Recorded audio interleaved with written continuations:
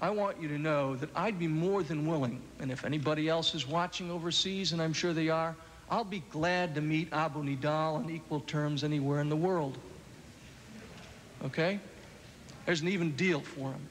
But I am not willing to have my wife and my 4 children meet Abu Nidal or his organization on his terms.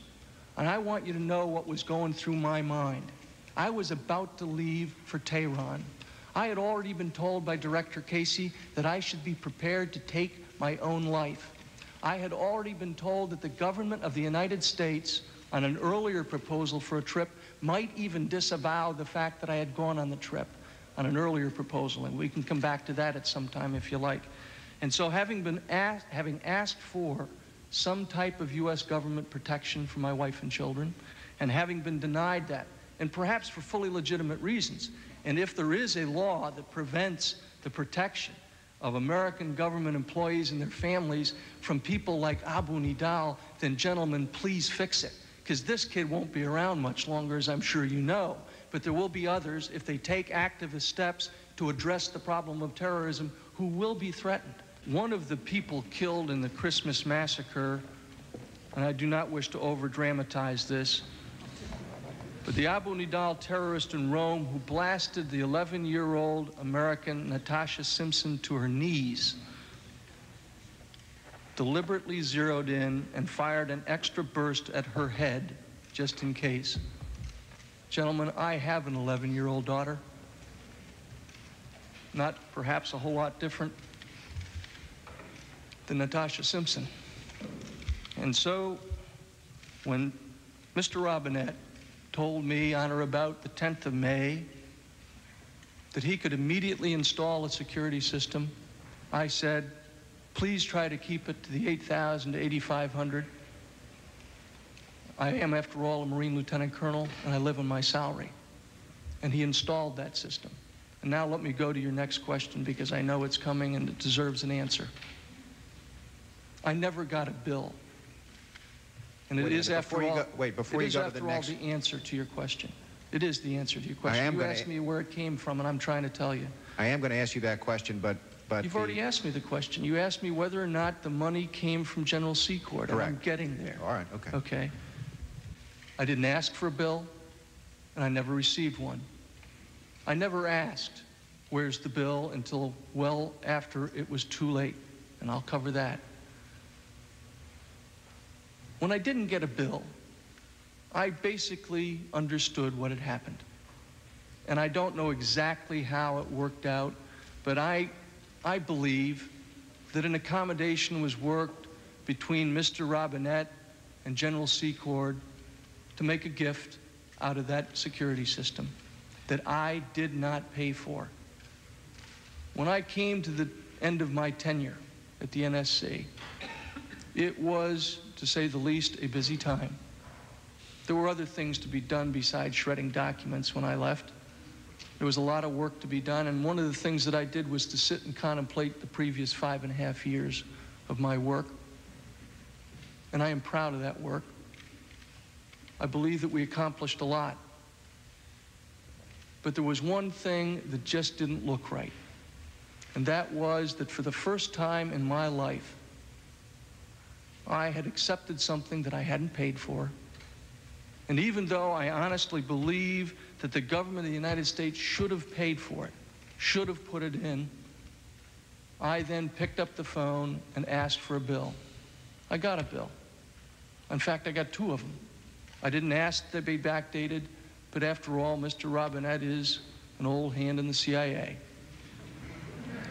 All right? The bills came with the old original dates, and I think there was another bill with a later date on it. And then, as I told you yesterday, I was going to tell you the truth, the good, the bad, and the ugly. Well, this is the truth. I did probably the grossest misjudgment that I've made in my life. I then tried to paper over that whole thing by sending 2 phony documents back to Mr. Robinette. It was not an exercise in good judgment. I don't believe I have any particular monopoly on bad judgment. I think it was a gross error in judgment for this committee to put my home address up on the screen for the whole world to see when I've got 20 security agents guarding my wife, my children, and me right now. But the fact is, I am grateful for that assistance beyond measure, because when you think about what could happen when somebody like that is out to kill you and doesn't care if he takes out your children with you, you run out of options in a big hurry. I ran out of options. I think the government of the United States should have stepped up to it and didn't. Whether it's because of laws or regulations, I don't know. I admit to making a serious, serious judgment error in what I then did to paper it over. And I'm willing to sit here and admit to that. But I'm also suggesting to you, gentlemen, that if it was General Secord who paid the bill, whatever it was, I thought it was $8,000. Didn't learn until the hearing started it was more. I also suggest to you that if it was General Secord, first of all, thank you, General Secord. And second of all, you guys ought to write him a check because the government should have done it to begin with. Thank you, sir. There's been testimony about use of traveler's checks. I'd like to give you an opportunity to answer or explain that testimony. I take it you have it in mind. I do have it in mind, counsel, and I appreciate the opportunity. Again, you'll have to indulge me a bit. When I began the covert operation in 1984, in support of the resistance, we had enormous problems trying to solve near-time, real-time, what I call operational problems. The end result of that was that I talked to Director Casey about the difficulties. He had suggested establishing an operational account, and I did so. There were times when that account was down to zero. No money in it. I didn't have any traveler's checks, and I'd handed out all the cash. Not to myself, but to others. Under those circumstances, I would use my own money, Lieutenant Colonel Oliver North's paycheck money, his own money that he had earned, and I would use it for an operational expense.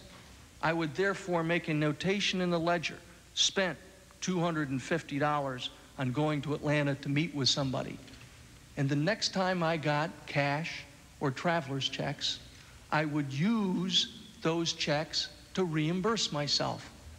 Every single penny on the checks that you saw that came to me was used to pay an operational expense on the scene or to reimburse myself. I never took a penny that didn't belong to me. Every single one of those checks. And I would also point out to you, counsel, that you don't have them all. Because by my own recognition and memory, there were checks used in 1986, and the ones that you depicted earlier were only 1985. And I used those traveler's checks right up until shortly before I was fired, but only for the purposes that you saw. And I realize that this hearing is a difficult thing. Believe me, gentlemen, it isn't as difficult for you as it is for a guy that's got to come up here and tell the truth. And that's what I'm trying to do. And I want to make it very clear that when you put up things like Park Lane hosiery, and you all snicker at it, and you know that I've got a beautiful secretary, and the good Lord gave her the gift of beauty, and that people snicker that Ollie North might have been doing a little hanky-panky with his secretary. Ollie North has been loyal to his wife since the day he married her. And the fact is, I went to my best friend, and I asked her, did I ever go to Park Lane hosiery? And you know what she told me?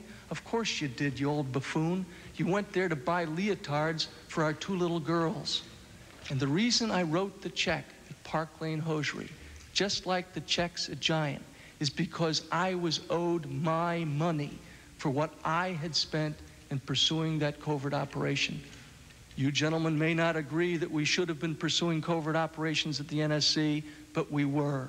We had an operational account, and we used the money for legitimate purposes within that covert operation. Does that answer your question, sir? Yes.